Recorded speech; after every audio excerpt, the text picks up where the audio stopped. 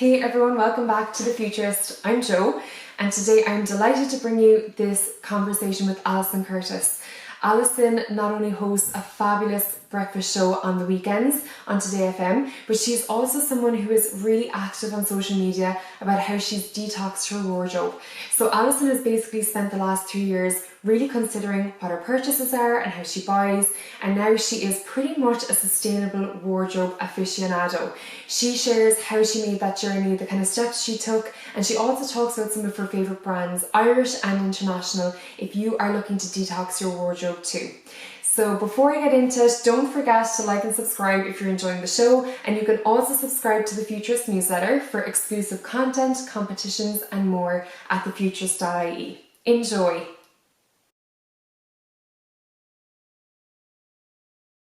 Alison, thank you so much for taking the time to talk to me. Your hectic schedule, how are you doing? Good. Actually, life hasn't changed too much. I continue to do my show on the weekends and work from home during the week, which is what I was doing anyway. So, it's been unusual a few months, but in general, the schedule hasn't changed too drastically for me. So, but That's it's fantastic. nice to start seeing people again. Yeah, it really is, but it's fantastic. Anyone who's been able to kind of keep a semblance of their routine, I think, is just feeling really grateful for it. I'm the same because I work from home, but yeah, seeing humans now is like, this is great, but can't wait until we can do it in person. Very, very much so. Exactly. Well, I'm excited to talk to you because you're a very low key, sustainable babe. Like you're not very shouty about it, but you are so proactive in your approach to sustainability. And I know that any of the times that I've popped into studio, you've been in your vejas or you've had some really gorgeous piece on and you're like, oh, let me tell you about, the journey I had to get this. So today I just really want to share with everyone your journey to kind of converting your wardrobe to a more sustainable one. So, and I know you've got loads of insight. So I guess just to start off, what kind of set you interested in being more sustainable? Because it's not something that a lot of people are gung-ho to do. Yeah, no, I mean, it's a commitment and it's a process, I suppose you could call it as well, because, you need to start where you're researching and you're researching different brands that are actually good. And then within a sustainability kind of umbrella, you've got brands that are better than other brands for different reasons. And then you've got to kind of research on materials and what materials are actually sustainable, what materials are not great for the environment, not great for humans, and what does sustainability actually, mean? And I suppose for me, I started about probably over 3 years ago, where I think it started with the jump off point of going, what is a minimalist wardrobe? What does that mean? And just that, kind of two things. One, a fascination with it, but one also kind of just, I'm tired of opening up my wardrobe and looking at it and going, I don't really like anything. And now that I'm in my 40s and I think my style has been pretty consistent over the last little while, that I just decided, well, what do I actually like? And where can I get it? And if I, love a black sweater, where can I get one or two that, might cost a little bit more, but is actually sustainable and is a good brand and it's a good purchase. So I started treating, first and foremost, I looked at my wardrobe and cleared it out of things that I didn't like. And we all have it, material that doesn't feel nice. And there's a reason why it doesn't feel nice, or something that didn't wash really well. So I cleaned it out and started kind of building it back up again. And that's when I started looking at researching different brands that were ethically, good, sustainable. And I tried to go with Irish brands where I could. And to say, actually, in the last 3 years, the availability and the different types of brands that have come onto the market has exploded. There wasn't so many options about 3 years ago, but now there are a lot of options, most definitely. But I think the first brand that I came across was Armed Angel, and it's a German brand. And I came across them because I decided to sit down and research. And I ended up buying a couple of tops and 3 dresses from them. And they take it to a whole other level when it comes to being sustainable. They trace the product, each product, to the person who's actually made them as well. Because as you know, and you've talked about this loads in your podcast, it's a chain as well. So it's like there's a whole connecting chain to get a product from, shop floor or, manufacturer to your closet. There's a whole chain. So these guys traced who made it, they knew who made it, they traced the materials, and then they go even further and they send it to you in a box that's made of grass clippings. And so you're just like, what is this place? And I know you've looked at them as well. I was watching on Instagram. Yeah, love it. And I love, even with the denim, when you go in to choose your pair of jeans, it tells you how much water has been saved in making them, how clean the process of make, because denim is a really dirty industry. It's just joyous to be buying something and spending and knowing that it's so clean and so good. Like, they're like the bar, I think, for sure.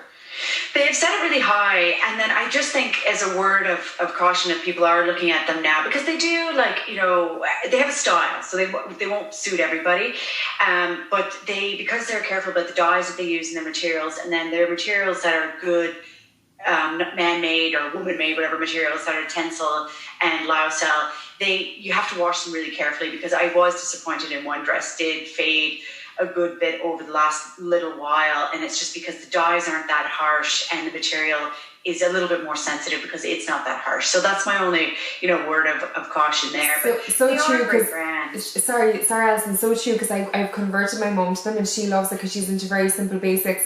But she called me really upset because she had flung one of the tops into the dryer and it had shrunk. Now when she washed it again, it actually stretched back out because it's natural cotton, so it'll do that.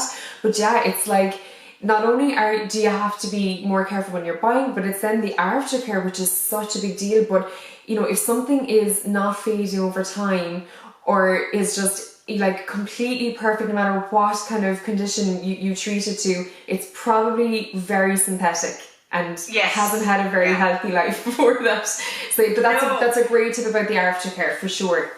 And I just think, you need to look at things like, we work hard, all of us as individuals, and, we earn our money. And I think you just have to think of, well, where do you want it to go? And where do you want your money to go? And what do you want to invest in? And I think when you start thinking about, if you want to talk about denim, and it is the worst of the industry, the water waste, the dyes, the toxicity about it all.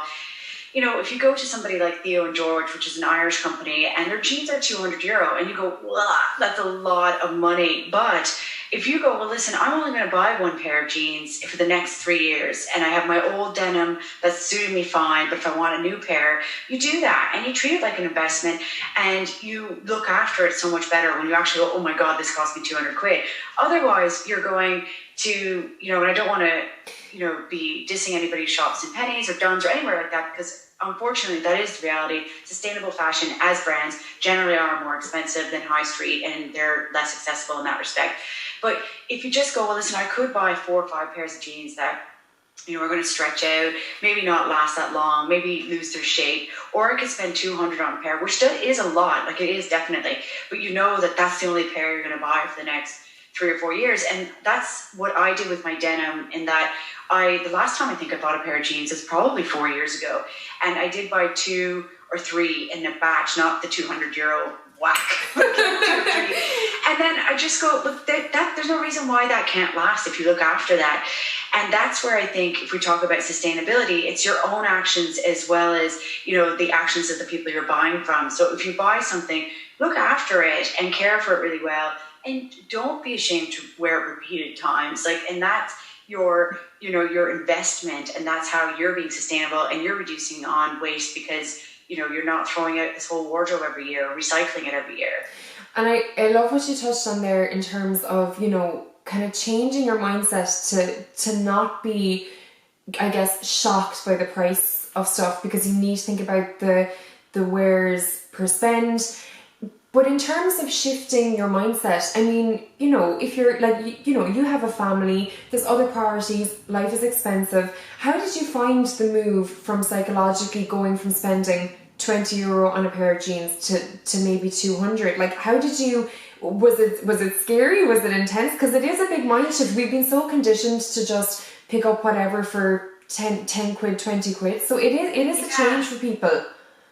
I think maybe because I wasn't a massive clothing buyer in my 20s. And when I was in university, I lived in Toronto, and there's like amazing Kensington Market was full of secondhand shops. So I did buy a lot from there. And then in my 30s, I loved clothing shopping. And that's probably where I was at my worst in my 30s, is I did buy things and I go, I actually don't like that anymore. And, I would never throw anything in the garbage, but I would go to a charity shop. So I felt a bit better about that. But then just, as I said, in the last 3 years, I'm like, you know what? No, like I want to really like the clothes I put on. I want to kind of cherish them. And like, this sounds strange, and Amory O'Connor's talked about this as well, but you build a relationship with your closet and your wardrobe and your clothes. And I wanted to have that. So that's when I thought, if I only buy one thing this month, I'll buy something decent as opposed to 6 or 7 other things. And each piece, it started really with Theo and George. Actually, I've mentioned them. I bought lots of nice t-shirts from her, and the Breton long sleeve tops, all a good few years ago, and they've all washed extremely well and held their shape, and you just feel better in the nicer material. So I think maybe I made that shift by going, buy better, buy less. And if you keep saying that to yourself, you really quickly fall into that. And I think maybe also you want something that you don't see on other people as well, which you can get if I said Armed Angel dresses, people are like, well, what the hell is that? Or Dedicated is another really lovely brand that I really like. Oh, I haven't heard of Dedicated. Wow, I must look them up. Yeah, they're really good, and they're really, really good as well, because portions of their sales go to different charities. What I'm wearing right now is a Scamp and Dude top, and I love they have a very distinct pattern, and I bought a few of their sweatshirts, and they do kids clothing. And like for my daughter, I bought her a sweatshirt that was 30 pounds, and I know that seems like a lot, but I bought it like 2 sizes bigger, and she's getting loads of wear out of it, and nobody else has it. And they donate a load to charity each time you buy a piece from them. So I just feel, you feel better. You just do. You honestly do. You feel like you're being productive in contributing to small businesses, less environmental waste, and you do feel like you're like, I'm wearing something that I don't see on anybody else, and that's a good feeling too. And I love what you touched on there about just also in terms of convenience, like opening your wardrobe every day, it can be so overwhelming. I'm doing a course online just trying to upskill on my sustainability with fashion, and one of the exercises which was so terrifying was to go into your wardrobe and count everything.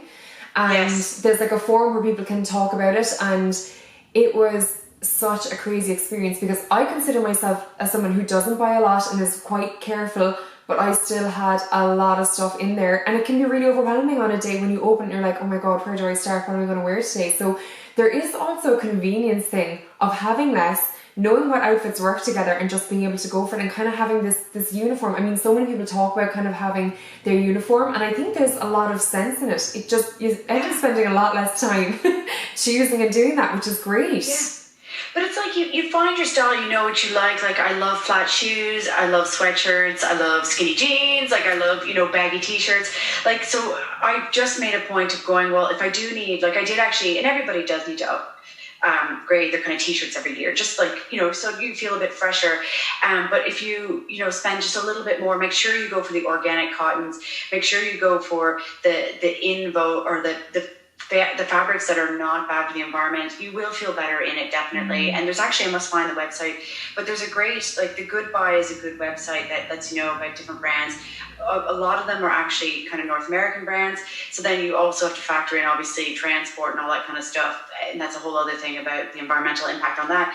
But sustainyourstyle.org has a whole list of fibers we like, fibers we don't, and the reason why they don't like them. And they go into things like, obviously natural and animal-based fibers that aren't great, which is, you're always looking for organic cotton, and that's definitely becoming much more widely available in lots of people's lines. Obviously, cashmere is a big no-no, and wool as well, and obviously polyester and all that kind of stuff. So they provide the alternatives to that, and there's lots of, responsibly sourced alpaca wool, actual wool, and responsible cashmere as well. But you need to kind of be educating yourself and looking for that. And I know it takes time, but the more you get into it, the more it's easy to find people, and you link up with people that way. And that it was something I was really, really made a point of doing and promoting online as well. And because I decided to promote online, lots of other people got in contact, and they're like, well, I do this and I have this brand, or I run a shop that sells only, sustainable brands. And it does fan out very quickly, once you start. And there's a lovely community online of people who are really activated about it. That's what I love about it. It's like people are so enthusiastic, and some people have done a lot of the hard work, so you can just use their tips and tricks. Do you think with everything that's happened in the world the last couple of months, do you think it's had an effect on people, you know, who maybe were shopping every week for a weekend outfit or for something new? Like, do you think that long term maybe people will be a little bit slower in their buying trends? Or do you think as soon as things open, we're just going to go back to shopping? I don't know. I think it's interesting because I've had a lot of people contact me because I would do much more of it online, like on mostly Instagram, not really Twitter, and I don't really do that much on my actual program about it. But I've had a lot of people come up to me and say, you know, you actually have given me food for thought, and I am going to look at this and I am going to try this. And, you know, whenever I promote a certain brand, people kind of go, oh yeah, I must check them out and things like that. So I think you have to have that granule in you that's kind of going, I'd like to change. I'd like to kind of be buying better and smarter. And if you're like that, you're going to find it very easily. But I do think it's hard for people to change their habits because of busy lifestyles, and it is much easier. It'll always be easier to just walk into a shop and go, I like that and I can try that on, which is another side of things as well, because most of the really sustainable active brands are online. So you have to kind of trust that if you buy it online, you can send it back. You need to build that customer relationship, which, you know, small independent brands are doing, because you're not going into the shop to buy from them, and people need to kind of trust that. Whereas that might change, because I'm not super comfortable with the idea of going into shops at the moment. So a lot of people probably are the same. And I got really used to buying online. Like anything that I have bought in the last few years has pretty much been online, and it's from the brands that I've sought out and I've read about and I've educated myself about them, and I wanted to buy from them. And it's really about supporting like Irish businesses as well. It's like we have way more options, as I said earlier, than we did 3 years ago. And it's like, even once shops opened this past week, I was like, you know, I want to celebrate by buying something. So I bought from Jill and Jill a sweatshirt that I really love the girls for a really long time, a Blondie sweatshirt, but they trace everything. And it's two girls, as you know, they're small, they're independent, and they use responsibly resourced material and dyes. And yes, it was €100 for a sweatshirt, and a lot of people would be like, ugh, but I hadn't bought anything else in the last 3 months leading up to that, so other than like sports bras or something, so I felt like that was okay. So it's kind of like, if you think about it like banking, it's like, well, if I don't buy these 3 things, I now have €110 that I can spend on this thing. It's what I train myself to think. Totally. And what I love about the way that you get this message across, Alison, is that like, it's not your sole mission in life. You've got so many things going on in your life, and this is just one of the things that is important to you and that you talk about. So I think for people, it's really digestible when it comes from you. For people like me, where it's kind of my soul thing that I'm talking about all the time, people are probably coming for that specifically. But with you, it's just like, oh yeah, this is just how I do this. So I think it's great, and you're definitely giving people food for thought for sure. Before I let you go, I know you've mentioned a couple of brands, but it would be great to get like your hit list of who you love to shop from, just because, as you said, there can be a lot of research, so it's great to maybe have like 5 or 6 brands in the arsenal, so when you need trainers or jeans or whatever, you can just be like, I know these places are good, I don't need to do the research, I can just go, they've been vetted. So what would be kind of some of your favourite places? Well, you and I both love Vijas, so I definitely have those as trainers, and I find them really comfortable. And then if you want to go, like, the way that they operate as a brand is highly sustainable and very ethical. And, you know, if you want to even take it up a notch and you don't want the repurposed leather that they have for their shoes, you can go fully vegan with them as well, which is good. And yes, you have to take into consideration that up until recently you had to send away for them, and now that, you know, there are certain outlets in Ireland that sell them. Dedicated is a great little brand. It's cute. They've got like quirky little t-shirts, and I've got a sweater from them that is one of my favorite ones ever. It's like a black one with big lips on it, and it washes so well, and most of my t-shirts are from them. Armed Angel, as I said, I did go to quite a bit when I first started making my wardrobe more sustainable. I haven't bought from them in a little while. People Tree is a lovely, very responsible brand from the UK. For me, it's a little girly, so that's for people who, you know, would be a bit more floral than me for sure. And then one thing I've started my research on, and you probably do know this, Joe, is that I want to start getting more ethical in my sports buys, because my family and I are becoming tennis pros and in lockdown. And like I will admit, the one things that I have bought in the last little while is from Sports Direct for sporting things for her, my daughter who's 9, my husband and I. And I was looking online going, I'd like to find an ethical brand and there are some that support that side of your wardrobe, because that's the one thing I've had to reinvest in recently because I don't have very much. But Fresh Cuts is a Dublin-based shop, and then they bring in loads of different brands. And I definitely think they're worth checking out, and they do send out online. And then from an Irish point of view, I've mentioned them several times, but half my wardrobe, including 2 jackets, are Theo and George. Kate is brilliant. She's very responsible. She does responsible cashmere as well, which is great. If you do want really flashy, lovely tees and sweatshirts, Jill and Jill as well. And jewelry as well. There's loads of jewelry brands, like Edge Only is completely, sustainable and ethical, Irish made, and it's lovely to be able to say that. Like, one day I walked out and I was like, my jeans, my shoes, my top, my jewelry, everything head to toe. Like, you've been doing on your Instagram account as well. And just one point, if I could say as well, is that my twin sister comes to Penny's every year. She comes to Ireland, but that's a form of sustainability, in that yes, she shops at Penny's, but she makes that stuff last for 7-8 years. And if you're doing that, that's good too. That's fine too. Like, and if that's what you're doing, is you're buying those pieces, you're minding them as well. That's also a form of sustainability. And she shops once a year. She gets loads of things from there and washes them really carefully. So she's not buying it and throwing it out after 3 wears. So in that sense, you can't be anti-Pennies or anti-Duns in that sense. So I totally agree. I did a post about that at the start of the week. Like, I don't think you need to give up your favourite high street store. I think you just need to approach it with a sustainable mind and be like, I really love this. I'm going to make it last. I'm going to enjoy it. And I'm in my Theo and George, because I know you're such a fan of them, so I coordinated this just for you. Alison, that's awesome. And I think for people who just need a quick kind of a crash course in how to start changing their wardrobe, you've just given us so much food for thought. I mentioned a couple of brands that I actually hadn't heard of, so I'm going to go and do some Googling. I'm really excited about that, but I think the work that you're doing is so brilliant, and just thank you for spreading the good word. I love it. And look, hopefully I'm going to see you in person really soon, but thank you so much, and take care. Thanks for your time. Thank you.